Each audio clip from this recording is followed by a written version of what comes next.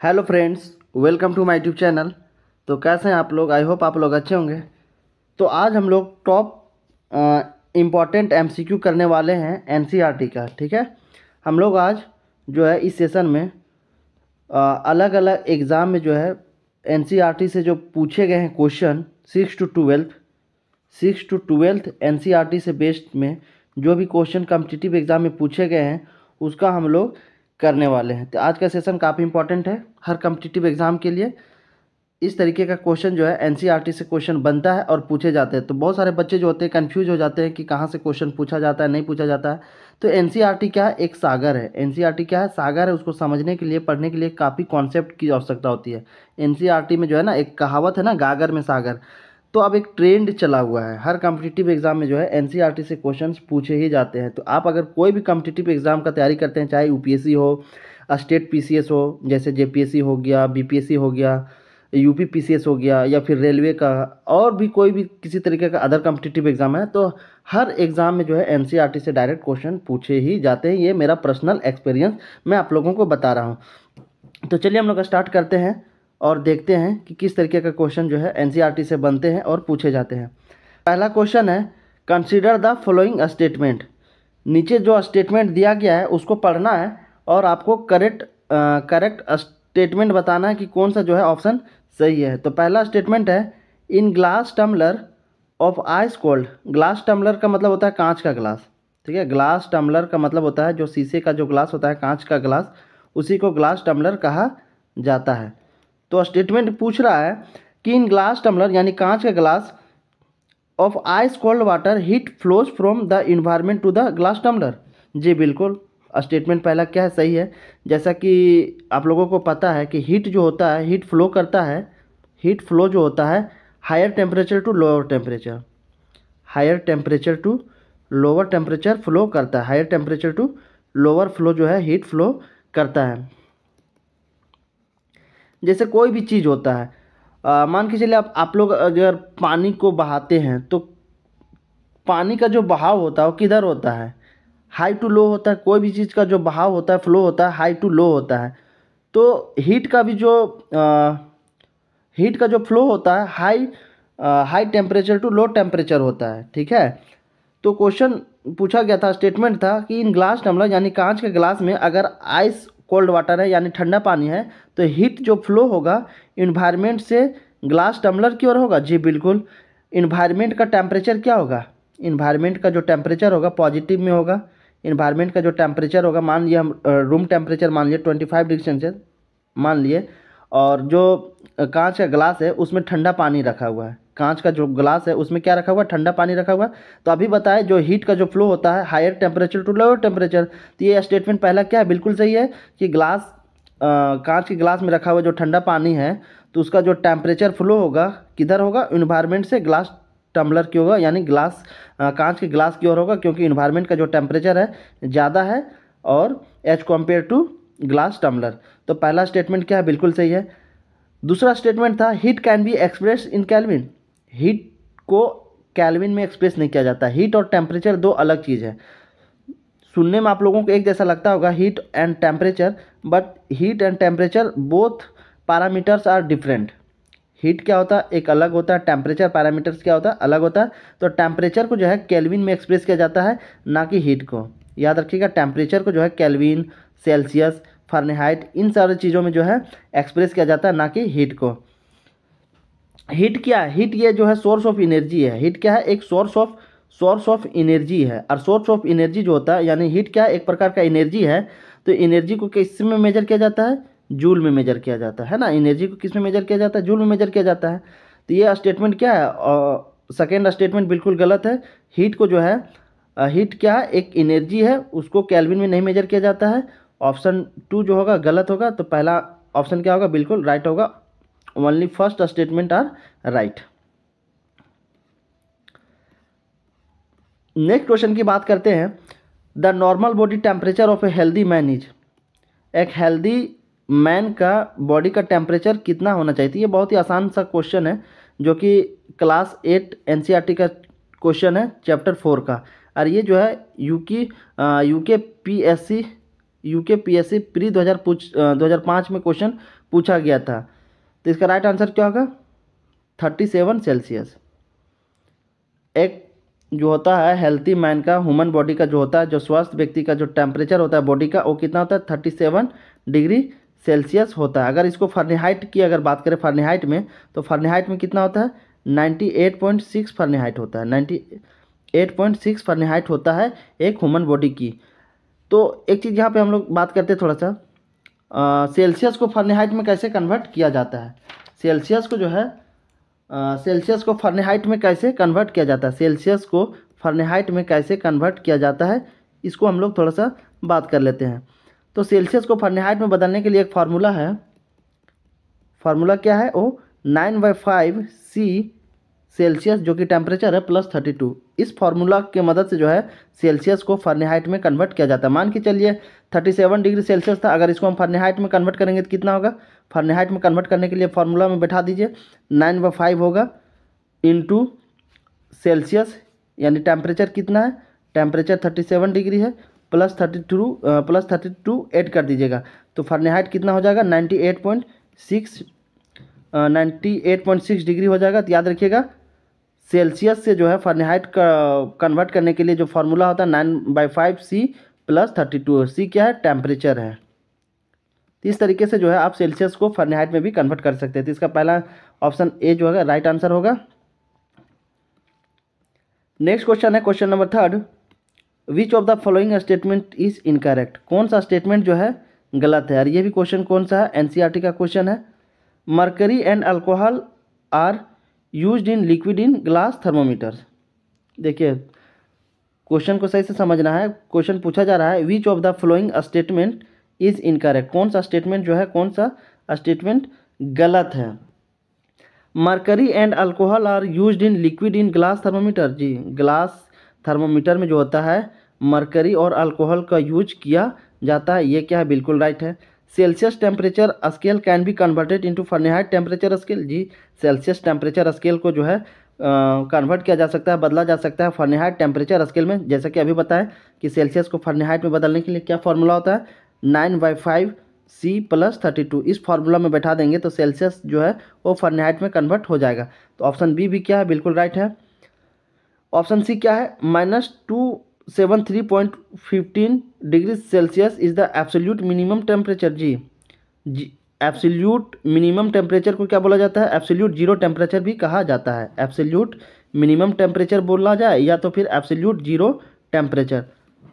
तो absolute zero temperature कितना होता है? -2.73.15 डिग्री सेंटीग्रेड को जो है सेल्सियस को है जो है एब्सोल्यूट जीरो टेम्परेचर कहा जाता है।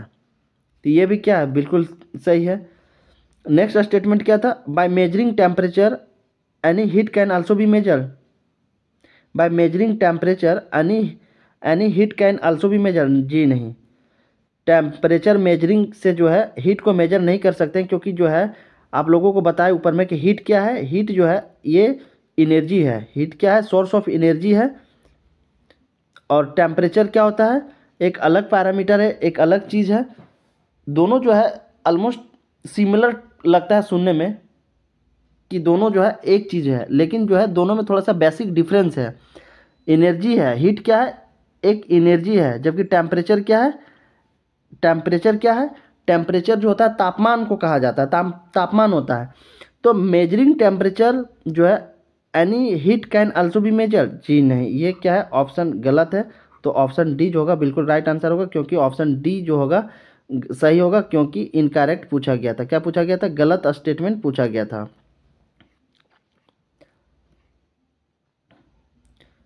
जैसे इसका एक्सप्लेनेशन अगर हम बात करें तो statement D is incorrect because by measuring temperature only heat can not be measure as heat is a form of energy. Heat क्या होता है? एक फॉर्म ऑफ एनर्जी होता है जो ट्रांसफर होगा बिटवीन टू सिस्टम और as system and surrounding medium by virtue of temperature difference. Heat क्या होता है? हीट क्या है? एक एनर्जी है जो ट्रांसफ़र होगा दो सिस्टम के बीच में। हीट क्या होता है? ये जो है एनर्जी है, और एनर्जी को जो है ट्रांसफ़र किया जा सकता है एक मीडियम से दूसरे मीडियम में bye virtue of temperature difference. जब टेम्परेचर डिफरेंस होगा तभी जो है हीट का ट्रांसफ़र होगा। मान के चलिए कोई बॉडी है, मान के चलिए कोई रॉड है, ठीक है, मान के चलिए कोई रॉड है, मान के चलिए कोई रॉड है। अब यहाँ पे हम क्या किए, हीट सप्लाई किए इस वाले इंड को, यानी ए इंड है बी इंड है, तो ए इंड पे हम क्या किए, हीट सप्लाई किए। तो हीट जब सप्लाई किए तो हीट क्या होगा, धीरे धीरे जो होगा बी पॉइंट तक भी पहुँचेगा। इस वाले जो पोर्शन होगा, पहले ए वाला जो पोर्शन होगा हीट होगा, उसके बाद जो है धीरे धीरे हीट ट्रांसफ़र होगा और बी तक भी पहुँचेगा, क्योंकि हीट का जो फ्लो होता है वो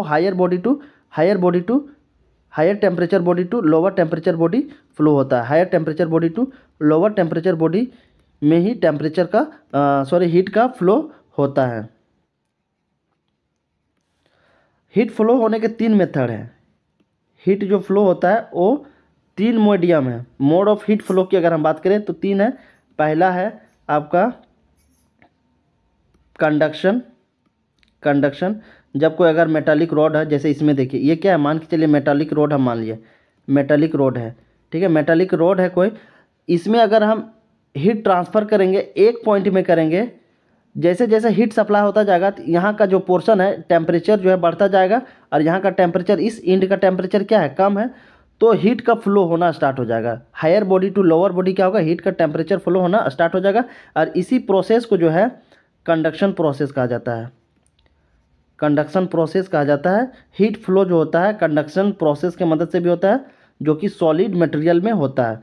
ये हो गया कंडक्शन मेथड, कंडक्शन मोड हो गया। दूसरा क्या होता है, कॉन्वेक्शन जो होता है लिक्विड, जैसे वाटर को हम बॉयल करते हैं, ठीक है, वाटर को जब हम लोग बॉयल करते हैं, पानी गर्म करते हैं, मान के चलिए क्या है, किसी कंटेनर में पानी हम लोग रखे हैं और इसको गर्म कर रहे हैं, और यहाँ से नीचे से क्या कर रहे हैं, हीट सप्लाई कर दे रहे हैं। क्या कर रहे हैं, यहाँ से हम लोग हीट सप्लाई कर रहे हैं, नीचे से क्या कर रहे हैं, आग हम लोग सप्लाई कर रहे हैं, हीट सप्लाई कर रहे हैं। तो कॉन्वेक्शन में क्या होता है, नीचे का जो मॉलिक्यूल्स है वो सबसे पहले गर्म होगा, नीचे का मॉलिक्यूल जो होगा सबसे पहले गर्म होगा, उसके बाद ये हीट ट्रांसफ़र इसको करेगा, ये मॉलिक्यूल जो है अपना हीट इसको देगा, इसको हीट देगा। इसी तरीके से जो है वाटर मॉलिक्यूल एक दूसरे को जो है हीट ट्रांसफ़र करता जाएगा। फाइनली ऊपर का जो मॉलिक्यूल्स होगा वाटर का, ये भी जो है धीरे धीरे गर्म हो जाएगा। तो देखिए हीट का क्या हो रहा है, फ्लो हो रहा है, हीट का जो है फ्लो हो रहा है। तो इस प्रोसेस को जो है हीट फ्लो को कन्वेक्शन कहते हैं, कन्वेक्शन मोड कहा जाता है। तो हीट फ्लो जो होता है इसके 3 माध्यम है, कंडक्शन, जैसा कि आप देख सकते हैं इस एग्जांपल में कन्वेक्शन, और थर्ड जो है आपका रेडिएशन होता है।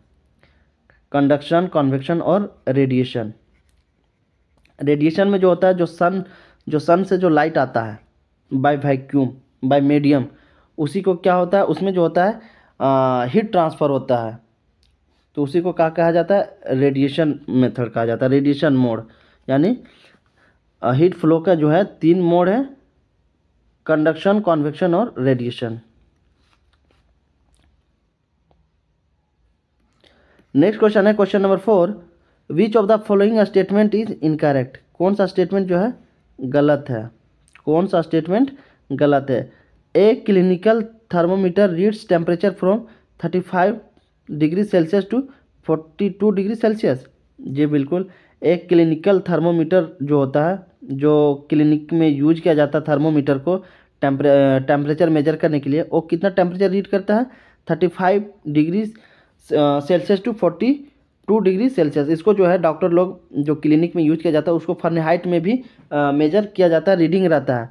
तो एक क्लिनिकल थर्मोमीटर जो होता है वो टेम्परेचर कितना रीड करता है, 35 डिग्री सेल्सियस से 42 डिग्री सेल्सियस तक। तो ऑप्शन ए क्या है, बिल्कुल राइट है। ऑप्शन बी क्या कहता है, the range of laboratory thermometer is generally from -10 degree Celsius to 110 degree Celsius. ये भी क्या है, बिल्कुल राइट है। लेबोरेटरी थर्मोमीटर जो होता है उसका जो रेंज होता है टेम्परेचर का, वो कितना होता है, -10 डिग्री सेल्सियस से 110 डिग्री सेल्सियस तक होता है। ये भी क्या है, बिल्कुल राइट है। नेक्स्ट ऑप्शन है, laboratory thermometer can be use to measure temperature of human body. जी नहीं, लेबोरेटरी थर्मोमीटर जो होता है उसको टेम्परेचर ऑफ ह्यूमन बॉडी को मेजर करने में इस्तेमाल नहीं किया जाता है। तो ऑप्शन सी क्या होगा, गलत हो गया। लेबोरेटरी में जो थर्मामीटर होता है उसका इस्तेमाल ह्यूमन बॉडी का टेम्परेचर मेजर करने में नहीं किया जाता है। तो ऑप्शन सी जो होगा बिल्कुल राइट होगा, क्योंकि गलत ऑप्शन पूछा गया था। Digital thermometer do not use mercury. जी ये भी क्या सही है, जो आजकल डिजिटल थर्मोमीटर आ रहा है उसमें मरकरी का इस्तेमाल नहीं किया जाता है। जो डिजिटल थर्मोमीटर आ रहा है उसमें जो है मरकरी का इस्तेमाल नहीं किया जाता है। तो ऑप्शन सी जो होगा फाइनली राइट होगा।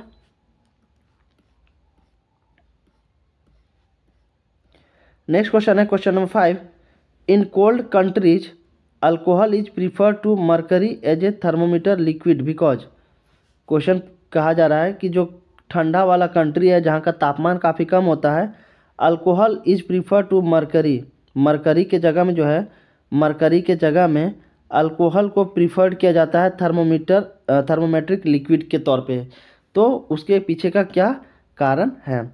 Alcohol has a lower freezing point. जी बिल्कुल ये सही आंसर हो जाएगा। ठंडे कंट्री में जो होता है मरकरी के जगह पे अल्कोहल को थर्मोमेट्रिक लिक्विड के तौर पे इस्तेमाल किया जाता है। क्यों? क्योंकि जो है अल्कोहल का फ्रीजिंग पॉइंट जो होता है कम होता है। अल्कोहल का जो फ्रीजिंग पॉइंट होता है वो कम होता है एज कम्पेयर टू मरकरी। इसीलिए ठंडे वाले जो कंट्री होता है उसमें थर्मोमेट्रिक लिक्विड के तौर पे अल्कोहल का इस्तेमाल किया जाता है। नेक्स्ट क्वेश्चन है question number 6। Expansion during heating. जब कोई मटेरियल को हीट किया जाता है तो क्या होता है? एक्सपांड होता है, फैलता है। जब किसी भी मटेरियल को हीट सप्लाई किया जाता है, वो मटेरियल में क्या होता है? एक्सपांसन होता है, धीरे धीरे फैलना स्टार्ट होता है। तो उसी के रिगार्डिंग में जो है आपको बताना है कि कौन सा सही है। Occurs only in solid. जी नहीं, एक्सपांसन जो होता है ड्यूरिंग हीटिंग सिर्फ सॉलिड में ही अकर नहीं होता है, सॉलिड में ही नहीं पाया जाता है। ये क्या है? गलत है। Increase the weight of the material, material का वेट जो है इंक्रीज नहीं होता है। ये भी क्या है? गलत है। Decrease the density of the material. जी बिल्कुल। Expansion during heating decrease the density of the material, ये सही है। जैसे कि आप लोगों को बता दें, डेंसिटी का फार्मूला क्या होता है? Density equal to mass upon volume होता है। डेंसिटी का जो होता है मास अपॉन वॉल्यूम होता है। तो जब हीट सप्लाई किया जाता है, तो उस केस में जो है डेंसिटी जो होता है मटेरियल का घट जाता है। डेंसिटी जो होता है मटेरियल का घट जाता है। क्यों? क्योंकि वॉल्यूम बढ़ जाता है। ड्यूरिंग एक्सपांसन जो है मटेरियल का वो वॉल्यूम जो होता है बढ़ जाता है। जब वॉल्यूम बढ़ जाता है तो डेंसिटी घट जाता है। क्यों? क्योंकि देख सकते हैं डेंसिटी जो है और वॉल्यूम का जो रिलेशनशिप है वो इन्वर्सली प्रोपोर्शनल है। क्योंकि जब हीटिंग होता है तो मटेरियल का जो वॉल्यूम होता है वो धीरे धीरे फैलने लगता है। जब फैलेगा, मान के चलिए कोई मटेरियल इतना था बिफोर, यानी हीट सप्लाई करने से पहले कोई मटेरियल इस तरीके का था, इतना था वॉल्यूम था, इसका वॉल्यूम V1 था। अब जैसे ही हीट सप्लाई किए तो वो मटेरियल क्या हो गया? फैल गया और उसका वॉल्यूम क्या हो गया? V2 हो गया। यानी वॉल्यूम क्या हो रहा है यहाँ पे? V1 से V2 हो रहा है। यहाँ पे क्या था? हीट हम सप्लाई नहीं किए थे। हीट सप्लाई करने से पहले जो है मटेरियल का वॉल्यूम V1 था, और जब हीट सप्लाई किए तो उस मटेरियल का वॉल्यूम क्या हो गया? बढ़ के V2 हो गया। तो जब वॉल्यूम बढ़ेगा तो डेंसिटी क्या होगा? ऑटोमेटिक उस मटेरियल का डिक्रीज होगा, क्योंकि दोनों के बीच में इन्वर्स रिलेशन होता है। तो ऑप्शन सी जो होगा बिल्कुल राइट आंसर होगा। और नेक्स्ट ऑप्शन क्या था? Occurs at the same rate for all liquid and solid. जब हीट सप्लाई करते हैं तो जो एक्सपांसन होता है, जो फैलाव होता है, वो लिक्विड और सॉलिड में सेम होता है। जी नहीं, ये गलत है। एक्सपांसन रेट जो होता है, एक्सपांसन रेट की अगर हम बात करें तो एक्सपांसन रेट जो होता है हर मटेरियल का सेम नहीं होता है। हर मटेरियल का एक्सपांसन रेट बिल्कुल सेम नहीं होता है। तो ये भी क्या था? गलत है। तो ऑप्शन सी जो होगा बिल्कुल राइट आंसर होगा। नेक्स्ट क्वेश्चन है question number 7। When water is heated from 0 degree Celsius to 10 degree Celsius its volume increase, decrease, does not change, first decrease and then increase. क्वेश्चन पूछा जा रहा है कि वाटर को जब हम हीट करेंगे 0 डिग्री सेल्सियस से 10 डिग्री सेल्सियस, तो जो वाटर का जो होगा वॉल्यूम क्या होगा? घटेगा, बढ़ेगा, चेंज नहीं होगा, या फिर फर्स्ट डिक्रीज होगा उसके बाद इंक्रीज होगा? इसका राइट आंसर होगा ऑप्शन डी, पहले क्या होगा, घटेगा उसके बाद फिर बढ़ेगा। याद रखिएगा, वाटर को जब पानी को जो है हीट करेंगे 0 डिग्री सेल्सियस से 10 डिग्री सेल्सियस, ठीक है, कोई पानी है शुरू में कितना 0 डिग्री सेल्सियस, तो इसमें कुछ चेंजेज नहीं आया। फिर इसी को क्या किया हम, इस वाटर को जो है 10 degree Celsius heat temperature apply किए, हीट सप्लाई किए। तो इस कंडीशन में जो है इस वाटर का वॉल्यूम घटेगा बढ़ेगा कि चेंज नहीं होगा, या फिर पहले घटेगा फिर बढ़ेगा। तो इसका राइट आंसर होगा ऑप्शन डी, पहले क्या होगा, घटेगा उसके बाद बढ़ेगा। तो ऐसा क्यों होगा समझिए, यहाँ पे एक्सप्लेनेशन दिया गया। When water is heated from 0 degree Celsius to 10 degree Celsius its volume first decrease, सबसे पहले घटेगा उसके बाद इंक्रीज होगा, बिकॉज क्योंकि density of water increases from 0 to 4 degree Celsius and then decrease above 400 degree Celsius. इसका मतलब ये हुआ कि जब वाटर को 0 डिग्री सेल्सियस से 4 डिग्री सेल्सियस तक हम ले जाते हैं टेम्परेचर वाटर का, तो इस कंडीशन में क्या होता है, डिक्रीज हो जाता है। इस कंडीशन में क्या होता है, इस कंडीशन में इंक्रीज हो जाता है, ठीक है। और जैसे ही 4 डिग्री सेल्सियस से अधिक होता है तब क्या होता है, वॉल्यूम उस पानी का डिक्रीज हो जाता है, वाटर का जो है डिक्रीज हो जाता है। तो याद रखिएगा 0 डिग्री से 4 डिग्री सेल्सियस तक वाटर का अगर हम टेम्परेचर ले जाएंगे तो क्या होता है, टेम्परेचर जो होता है उस वाटर का वॉल्यूम जो होता है उस वाटर का इंक्रीज हो जाता है। उसके बाद जैसे ही 4 डिग्री सेल्सियस से अधिक होता है तो वाटर का जो वॉल्यूम होता है वो डिक्रीज हो जाता है। तो ऑप्शन डी इसका बिल्कुल राइट आंसर होगा। याद रखिएगा, पहले वॉल्यूम डिक्रीज होगा उसके बाद फिर इंक्रीज होगा। नेक्स्ट क्वेश्चन है question number 8, consider the following assertion and reason and choose the correct code. जो असर्शन दिया हुआ है और रीजन दिया गया है उसके संदर्भ में आपको सही ऑप्शन सेलेक्ट करना है। असर्शन क्या दिया गया है, the boiling point of water decrease as the altitude increase. The boiling point of water जो है डिक्रीज करता है एल्टीट्यूड इंक्रीज, जैसे जैसे हाइट बढ़ेगा एल्टीट्यूड बढ़ेगा वाटर का जो है बॉइलिंग पॉइंट डिक्रीज होगा। जी बिल्कुल ये सही है, जैसे जैसे एल्टीट्यूड इंक्रीज करेगा, एल्टीट्यूड जैसे जैसे इंक्रीज करेगा तो बॉइलिंग पॉइंट जो होगा वाटर का वो क्या होगा, डिक्रीज होगा। ये क्या है, बिल्कुल राइट आंसर है। उसके बाद रीज़न क्या बताया है, the atmospheric pressure increase with altitude. जी नहीं, एटमॉस्फेरिक प्रेशर जो होता है इंक्रीज नहीं करता है with increase of altitude.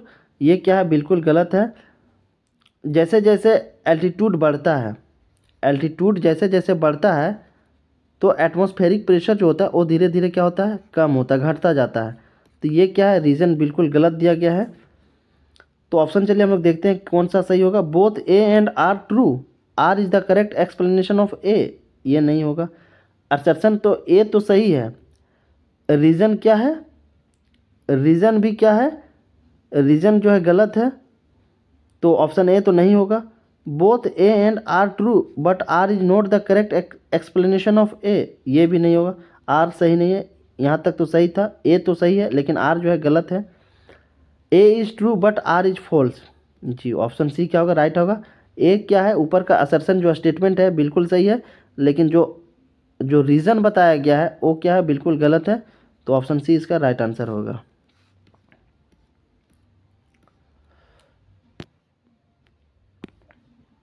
Next question है question number 10, consider the following statement.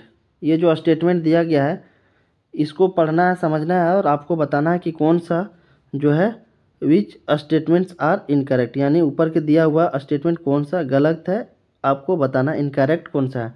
तो चलिए स्टेटमेंट हम लोग समझते हैं, पढ़ते हैं और सही आंसर ढूंढते हैं। The temperature at which the solid and the liquid states of the substance are in thermal equilibrium with each other is called its melting point. पहला स्टेटमेंट बोल रहा है टेम्परेचर एट विच, एक ऐसा टेम्परेचर जिस पर सॉलिड और लिक्विड जो है किसी भी सबस्टेंस का जो है सॉलिड और लिक्विड स्टेट जो है वो थर्मल इक्विलिब्रियम होगा जिस टेम्परेचर पे उसी को क्या कहा जाता है, मेल्टिंग पॉइंट कहा जाता है। जी बिल्कुल, ये क्या है, बिल्कुल राइट है। पहला स्टेटमेंट क्या है, एक ऐसा टेम्परेचर जिस टेम्परेचर पे सॉलिड और लिक्विड जो है, सॉलिड और लिक्विड का जो स्टेट होगा वो थर्मल इक्विलिब्रियम पे होगा, जिसे मेल्टिंग पॉइंट कहा जाता है। ये क्या है, बिल्कुल राइट है। The change of state from vapour to liquid, यानी वेपर से लिक्विड बदलना, वेपर से लिक्विड बनना, ये वेपोराइजेशन कहलाता है? नहीं, वेपोराइजेशन नहीं कहलाता है। ये क्या कहलाता है, कंडेंसेशन कहलाता है। कंडेंसेशन या तो लिक्विफिकेशन कहलाता है। कंडेंसेशन या तो लिक्विफिकेशन कहलाता है। तो याद रखिएगा, वेपर से लिक्विड बनना यानी वेपर से जल में बदलना, ये वेपोराइजेशन नहीं कहलाता है, बल्कि कंडेंसेशन या तो लिक्विफिकेशन कहलाता है। तो यही क्या होगा, गलत होगा, क्योंकि गलत ही पूछा गया था। नेक्स्ट क्या था, the change from solid state to vapour state without passing through the liquid state is called sublimation. जी बिल्कुल, सॉलिड से वेपर बनना ये क्या कहलाएगा, सब्लिमेशन कहलाएगा। सब्लिमेशन प्रोसेस किसे कहते हैं, तो सब्लिमेशन प्रोसेस में क्या होता है कि सॉलिड जो है, सॉलिड डायरेक्ट क्या बन जाता है, सॉलिड जो है डायरेक्ट वेपर स्टेट में आ जाता है, वेपर बनता है, यानी वेपर स्टेट में आ जाता है। जबकि सॉलिड को जब हीट सप्लाई होता है तो ये क्या बनना चाहिए, पहले लिक्विड बनना चाहिए। लिक्विड जब बनेगा उसके बाद वेपराइज होना चाहिए, लेकिन ऐसा नहीं होता है। सब्लिमेशन प्रोसेस में क्या होता है, सॉलिड जो होता है वो डायरेक्ट जो है वेपर स्टेट में बदलता है, यानी वेपराइज हो जाता है। तो इसी प्रोसेस को, इसी मेथड को क्या कहा जाता है, सब्लिमेशन कहा जाता है। तो ये भी क्या है, बिल्कुल सही है। तो ऑप्शन 2 जो होगा बिल्कुल गलत होगा। तो ऑप्शन बी ओनली 2 जो है second statement are wrong. Next question है question number 11, why the food is cooked faster in a pressure cooker. जो हम लोग प्रेशर कुकर में खाना बनाते हैं तो बहुत तेज़ी से फास्टर तरीके से बन जाता है, तैयार हो जाता है, क्यों? तो आपके ऑप्शन है, the increase pressure increase the boiling point, does not waste steam, option C the food is cooked quickly by steam, option D the water boils at constant temperature. तो इसका राइट आंसर क्या होगा, इसका जो सही answer होगा, the increase pressure increase the boiling point. तो pressure cooker के अंदर का जो वाटर होता है उसका बॉइलिंग पॉइंट इंक्रीज हो जाता है। याद रखिएगा, प्रेशर कुकर के जो अंदर वाटर होता है उसका बॉइलिंग पॉइंट इंक्रीज हो जाता है, जिसकी वजह से जो प्रेशर कुकर के अंदर का जो प्रेशर होता है वो भी क्या हो जाता है, इंक्रीज कर जाता है। तो चलिए इसका थोड़ा सा हम लोग एक्सप्लेनेशन की ओर देखते हैं। Food is cooked faster in pressure cooker because the boiling point of water increase with increase in pressure. कह रहा है कि फूड जो होता है बहुत जल्दी तैयार हो जाता है प्रेशर कुकर में, क्योंकि बॉइलिंग पॉइंट जो होता है वाटर का वो बढ़ जाता है और प्रेशर भी इंक्रीज हो जाता है। नेक्स्ट क्वेश्चन है question number 12, which of the following statement are correct. कौन सा स्टेटमेंट जो है सही है। In hot tea heat flows from the cup of hot tea to environment. जी बिल्कुल, अगर कोई कप है, हॉट टी है, उसमें जो रखा हुआ चाय है और इसमें हीट का जो ट्रांसफ़र होगा किसके तरफ से होगा, हॉट टी जो है, हॉट टी से इन्वायरमेंट की तरफ क्या होगा, हीट फ्लो होगा। क्योंकि आप लोगों को पता है कि जो हीट का फ्लो होता है हमेशा हायर टू लोअर होता है, higher temperature body to lower temperature body होती है। तो चाय जो है गर्म है, इसका टेम्परेचर क्या अधिक है और इन्वायरमेंट का टेम्परेचर जो है इसके मुकाबले में कम है, तो जो हीट का जो ट्रांसफ़र होगा वो हमेशा जो है हायर टू लोअर होगा। तो ये क्या है, बिल्कुल राइट है। The process by which heat is transfer from the hotter in to the colder in of the object is known as conduction. जी बिल्कुल, कंडक्शन, जैसे कि आप लोगों को बताए थे कि जो कोई मेटालिक रोड है, ए और बी मान के चले, ए और बी मेटालिक रोड है, इस एंड पे जो है हीट सप्लाई हम किए, तो जैसे जैसे इस एंड का टेम्परेचर बढ़ता जाएगा तो इस मॉलिक्यूल्स का, क्योंकि सॉलिड है, सॉलिड जो होते हैं, सॉलिड के मॉलिक्यूल्स आपस में काफ़ी मजबूत बॉन्ड के साथ बंधे होते हैं, तो धीरे धीरे जो है इस वाले पोर्शन का, यानी इस एंड का जो है मटेरियल का जो मॉलिक्यूल्स है वो हीट होना स्टार्ट होगा। उसके बाद धीरे धीरे क्या होगा, एक दूसरे के साथ हीट को ट्रांसफ़र करता जाएगा, इस तरीके से फिर हीट का फ्लो होगा और फिर फाइनली बी वाला जो पॉइंट है, बी वाला जो इंड पोजीशन है, इसमें भी हीट का ट्रांसफ़र होगा। फिर तब तक ट्रांसफ़र होता रहेगा जब तक जो है दोनों साइड का टेम्परेचर क्या हो जाएगा, इक्वल नहीं हो जाएगा। ठीक है, तो याद रखिएगा जब इक्विलिब्रियम पोजीशन आ जाएगा तब हीट का फ्लो नहीं होगा। तो ये भी क्या है, बिल्कुल राइट आंसर है। Convection is mode of heat transfer by actual motion of matter in fluid. जैसे पानी जब हम लोग गर्म कर रहे थे तो बताए थे कॉन्वेक्शन मेथड से जो है हीट का फ्लो होता है। पहले नीचे वाला जो वाटर मॉलिक्यूल से वो गर्म होगा, उसके बाद ये हीट ट्रांसफ़र इसको करेगा, ये हीट ट्रांसफ़र करेगा, फिर फाइनली ऊपर का जो मॉलिक्यूल है वो भी हीट हो जाएगा। तो इस मेथड को क्या कहते हैं, इस मेथड को कहते हैं convection method of heat flow. तो ये भी क्या है, बिल्कुल राइट है। Land breeze is the cool air which moves from the sea towards the land. ये क्या है, ये क्या है, गलत है। तो option first, second and third क्या होगा, सही है। First, second and third is right. तो फाइनली सी क्या होगा, बिल्कुल सही आंसर हो जाएगा। नेक्स्ट क्वेश्चन है question number 14। Burns from steam are usually more serious than those from boiling water, this is due to. कोई आदमी जब जलता है, अगर स्टीम से जला हो, भाप से जला हो, तो वो ज़्यादा खतरनाक होता है as compare to boiling water, as compare to boiling water. कोई इंसान जो है वो भाप से क्या हो, जला हो, बर्न हुआ हो, और एक इंसान है वो है क्या है, मान के चलिए बॉइलिंग वाटर से क्या क्या हो, जला हो। तो किसका सबसे ज़्यादा नुकसान होगा, किसको ज़्यादा जो है सबसे ज़्यादा सीरियस होगा। तो ए वाला जो व्यक्ति है जो कि भाप से जला है उसको ज़्यादा नुकसान होगा। तो ऐसा क्यों होता है, लेटेंट हीट ऑफ वेपोराइजेशन अधिक होता है, इसीलिए लेटेंट हीट ऑफ वेपोराइजेशन जो होता है वो अधिक होता है, जिसके वजह से जो है अगर कोई व्यक्ति स्टीम से जला हो as compare to boiling water तो उसका ज़्यादा नुकसान होगा, ज़्यादा सीरियस कंडीशन होगा।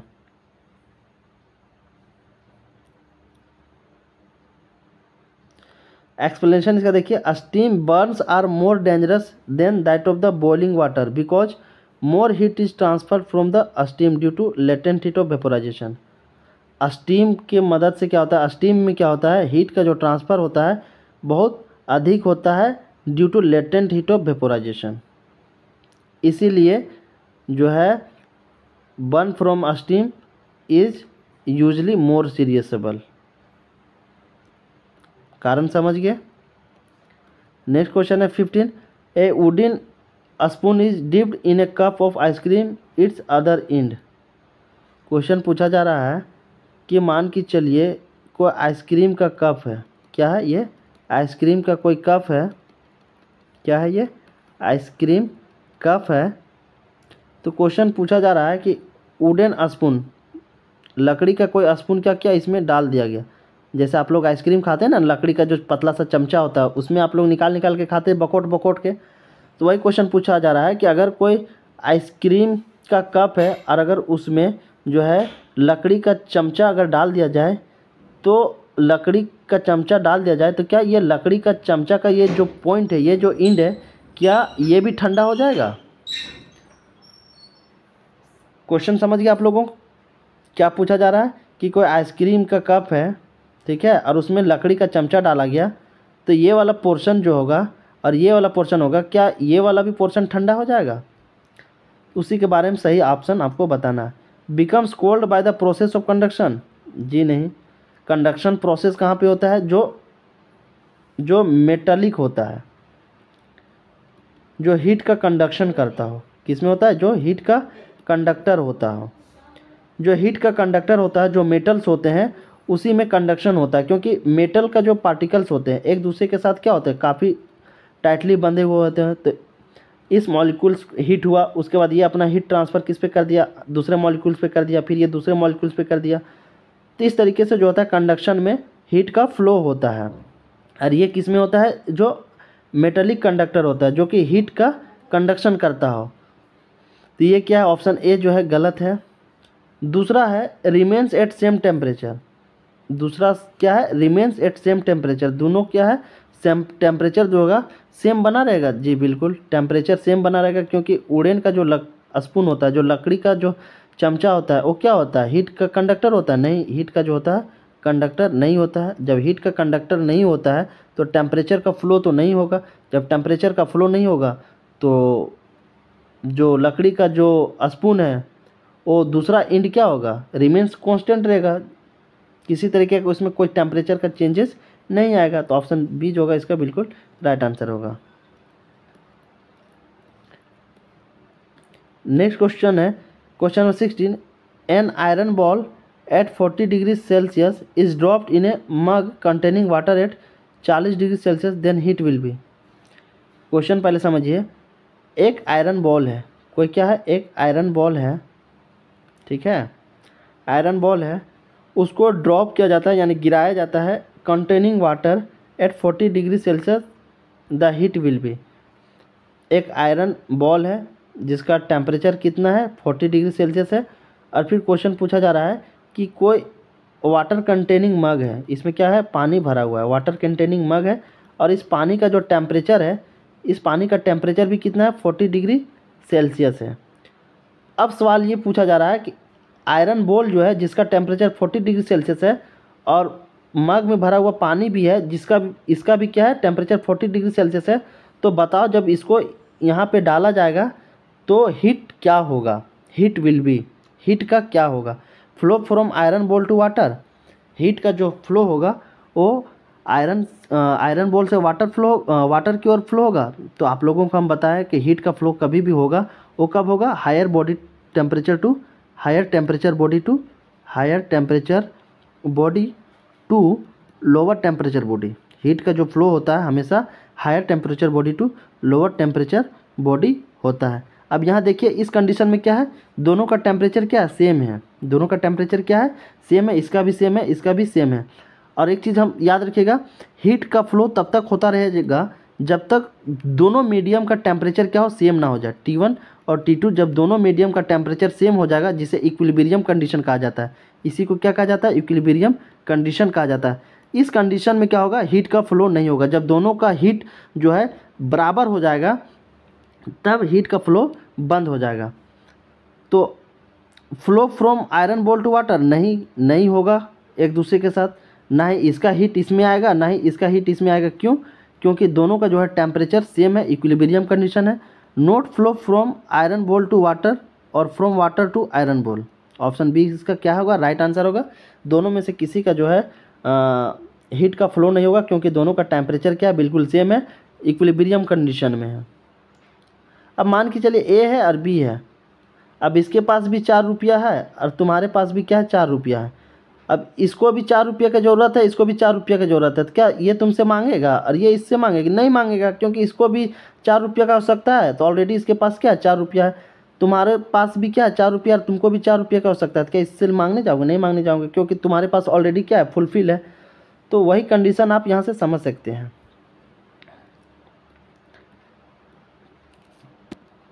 नेक्स्ट क्वेश्चन है question number 17। In winter you touch A log of wood and rod of iron, you will feel rod of iron is cooler because। Question पूछा जा रहा है कि जाड़े के सीजन में जब आप लकड़ी का कोई डंटा होता है, ठीक है, लकड़ी का जो कोई टुकड़ा होता है, डंटा होता है, और एक होता है रॉड का आयरन, एक क्या है? रॉड आयरन है। तो आप जब ठंडे के सीजन में एक लकड़ी का टुकड़ा या लकड़ी का डंटा बोल सकते हैं या फिर एक रॉड का आयरन, दोनों को जब छुएंगे तो कौन ज़्यादा ठंडा महसूस होगा? तो रॉड का आयरन ज़्यादा ठंडा महसूस होगा। तो कौन ज़्यादा ठंडा होगा? कौन ज़्यादा ठंडा आपको महसूस कराएगा? तो रॉड आयरन होगा। तो इसका सही आंसर क्या होगा? Option B. In comparison to wood iron is good conductor of heat. लकड़ी के मुकाबले में जो होता है आयरन क्या है? गुड कंडक्टर ऑफ हीट होता है। हीट का जो है ऊष्मा का अच्छा सुचालक होता है। कौन? आयरन, लकड़ी के मुकाबले में। इसीलिए क्या होता है कि ठंड के दिनों में जब आप लकड़ी का डंटा या लकड़ी का टुकड़ा को छुएंगे और आयरन का कोई रॉड छुएंगे तो आयरन का जो रॉड होगा वो आपको ज़्यादा ठंडा महसूस होगा। आप इस चीज़ को अपने डेली लाइफ में बिल्कुल एक्सपीरियंस किए होंगे। नेक्स्ट क्वेश्चन है question number 18। Consider the flowing assertion and reason, choose the correct code. Assertion दिया हुआ है और रीज़न दिया गया है, आपको सही चीज़ें सही ऑप्शन बताना है। असर्शन क्या बताया गया है? We prefer the white dress in winter. We prefer the white dress in winter. जाड़े के दिन में हम लोग वाइट ड्रेस पहनना पसंद करते हैं? जी नहीं, विंटर में वाइट ड्रेस नहीं पहनते हम लोग, बल्कि कब पहनते हैं हम लोग? गर्मी के दिनों में। गर्मी के सीज़न में जो है, गर्मी के सीज़न में हम लोग वाइट ड्रेस पहनना प्रीफर करते हैं। क्यों? क्योंकि वाइट ड्रेस का एक एडवांटेज होता है, अभी हम लोग डिस्कस करेंगे। तो असर्शन क्या है? ऊपर का स्टेटमेंट बिल्कुल गलत है। जाड़े में जो है हम लोग वाइट ड्रेस को पहनना प्रीफर नहीं करते हैं, बल्कि वाइट ड्रेस जो है हम लोग गर्मी के सीज़न में हम लोग क्या करते हैं? प्रीफर करते हैं। तो ये क्या है? गलत है। White dress are good reflector of heat. White dress जो होता है वो गुड रिफ्लेक्टर ऑफ हीट होता है। जी बिल्कुल, हीट जो होता है, हीट को वाइट ड्रेस क्या करता है? रिफ्लेक्ट कर देता है। इसीलिए जो है देखते होंगे कि गर्मियों के दिनों में आप अगर काला कपड़ा पहनते होंगे तो आपको अत्यधिक गर्मी महसूस होती होगी, क्योंकि काला कपड़ा जो होता है हीट का एक अच्छा एब्जॉर्बर होता है। काला कपड़ा जो होता है हीट को अच्छे तरीके से एब्जॉर्ब करता है, जबकि वाइट ड्रेस जो होता है, वाइट कपड़ा जो होता है, सफ़ेद कपड़ा, ये क्या होता है? हीट को रिफ्लेक्ट करता है। यानी रिफ्लेक्ट करना का मतलब कि मान के चलिए ये है वाइट ड्रेस है, तो हीट जो आया ये क्या होता है? रिफ्लेक्ट कर जाता है। इसीलिए हमें जो है गर्मियों के दिनों में जब आप वाइट ड्रेस पहनेंगे तो आपको थोड़ा ठंडा महसूस होगा, राहत, कंफर्टेबल फील होगा। अगर वहीं गर्मी के दिनों में अगर आप काला ड्रेस पहन लिए तो आपको ज़्यादा गर्मी महसूस होगा। क्यों? क्योंकि काला ड्रेस जो होता है हीट का एक अच्छा एब्जॉर्बर होता है, जबकि वाइट ड्रेस जो होता है हीट का अच्छा एब्जॉर्बर नहीं होता है, बल्कि हीट को क्या करता है? टोटली रिफ्लेक्ट कर देता है। इसीलिए गर्मियों के दिनों में जो है बहुत सारे लोग देखते होंगे सफ़ेद टोपी पहनते हैं गर्मी से बचने के लिए। तो इसका राइट आंसर कौन सा होगा? Option D. देख सकते हैं A is false but R is true. ऊपर का ए जो था असर्शन था वो गलत दिया हुआ था कि विंटर में हम लोग वाइट ड्रेस नहीं पहनना पसंद करते हैं, बल्कि गर्मी के दिनों में हम लोग वाइट ड्रेस प्रीफर करते हैं। आर जो था, रीज़न जो बताया गया था बिल्कुल सही था कि वाइट ड्रेस जो है हीट का अच्छा रिफ्लेक्टर है। तो ऑप्शन फाइनली डी इसका राइट आंसर बन जाएगा। नेक्स्ट क्वेश्चन है question number 19। With reference to radiation consider the following statement. With reference of radiation consider the following statement. जैसे आप लोगों को बताएं, आप लोगों को ऊपर में बताया ना कि mode of heat transfer, mode of heat transfer, heat transfer होने के माध्यम कितने कितने मोड हैं? तो 3 बताएं। पहला क्या बताए थे आपको? Conduction, conduction. दूसरा क्या बताए थे? पहला कंडक्शन था, दूसरा कॉन्वेक्शन, और तीसरा क्या था? रेडिएशन था। तीसरा क्या था? रेडिएशन था। कंडक्शन में क्या था? कोई मेटालिक रॉड है, जब हीट सप्लाई किए तो इस एंड पे जो है पहले हीट ज़्यादा होगा, उसके बाद हीट जो है धीरे धीरे सप्लाई होते हुए इस पॉइंट पे भी आएगा। कॉन्वेक्शन क्या था? वाटर वाला जो एग्जांपल दिए थे, पानी जब हम लोग गर्म करते हैं। रेडिएशन क्या होता है? जो सन का जो रे आता है, सन का जो लाइट आता है, इससे रिलेटेड था। इससे में भी क्या होता है? हीट का ट्रांसफ़र होता है, तो इसी को क्या कहा जाता है? रेडिएशन कहा जाता है। तो ये जो 3 मेथड थे जिसे मोड ऑफ हीट ट्रांसफ़र कहा जाता है। तो चलिए अब इसमें हम लोग देखते हैं कौन सा ऑप्शन सही है। क्या पूछा गया था? With reference to radiation consider the following statements. Heat transfer by radiation does not need any medium. Heat जो ट्रांसफ़र होता है by radiation does not need any medium. जी बिल्कुल, रेडिएशन के माध्यम से जो हीट ट्रांसफ़र होता है इसको किसी भी मीडियम की आवश्यकता नहीं होती है। इसमें जो है किसी भी मीडियम की आवश्यकता नहीं होती है। तो पहला क्या बिल्कुल सही है? All bodies emit radiant energy whether they are solid, liquid और गैस। सभी बॉडी जो होता है वो चाहे सॉलिड हो, लिक्विड हो या गैस हो, हर तरह का जो बॉडी होता है, मैटर होता है, वो क्या करता है? इमिट करता है रेडिएंट एनर्जी। याद रखिएगा, सॉलिड, लिक्विड, गैसेस जो है किसी भी तरीके का बॉडी हो तो रेडिएंट एनर्जी को क्या करता है, इमिट करता है। थर्ड ऑप्शन क्या है, heat is transfer to the earth from the sun through empty space. Heat का जो ट्रांसफ़र होता है earth from the sun through empty space, ये भी क्या है, बिल्कुल राइट आंसर है। Speed of electromagnetic wave is less than the speed of light in vacuum, ये गलत है। स्पीड ऑफ इलेक्ट्रोमैग्नेटिक वेव जो होता है is less than the speed of light in vacuum, ये क्या है, गलत है। स्पीड ऑफ इलेक्ट्रोमैग्नेटिक वेव जो होता है वो greater than the speed of light in vacuum होता है। तो इसका राइट आंसर कौन सा होगा, ऑप्शन सी। ऑप्शन सी जो होगा इसका राइट आंसर होगा first, second and third. First, second and third जो है इसका बिल्कुल राइट आंसर बनेगा। नेक्स्ट क्वेश्चन है question 20। Stainless steel pans are usually provided with copper bottom, the reason for this could be that. Question पूछा जा रहा है कि जो स्टेनलेस स्टील पेन जो होता है जिसमें आप लोग तलने का काम करते हैं, उसका जो बॉटम होता है वो कॉपर का जो है प्रोवाइड किया जाता है, इसके पीछे का कारण क्या है। Radiation of heat through copper bottom is more than stainless steel, ये गलत है। रेडिएशन जो होता है हीट का वो कॉपर के थ्रू अधिक होता है as compare to stainless steel, ये गलत है। Stainless steel bottoms get easily cracked while heating, ये भी क्या है, गलत है। स्टेनलेस स्टील बॉटम्स अगर जो है क्रैक होने लगे हीटिंग करने पे तो इंसान खरीदेगा ही क्यों, तो ये भी क्या डिसएडवांटेज है। कॉपर कंडक्टर्स हीट मोर रेडियली देन स्टेनलेस स्टील, ये सही है। कॉपर जो होता है हीट का अच्छा कंडक्टर होता है और कॉपर जो होता है हीट को अधिक जो है रेडियली करता है, यानी अधिक फैलाता है, रेडिएंट जिसको कहता है ना। तो कॉपर जो होता है हीट को अत्यधिक रेडियल करता है as compare to stainless steel, इसीलिए इसका सही आंसर क्या होगा, ऑप्शन सी बिल्कुल सही आंसर बन जाएगा।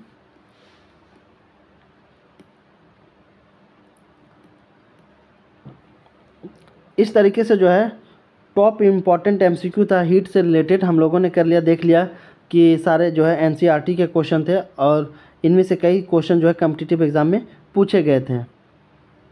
आई होप आप लोग को ये सेशन अच्छा लगा होगा। तो फिर मिलते हैं नेक्स्ट इंपॉर्टेंट वीडियो में, तब तक के लिए जय हिंद, थैंक यू।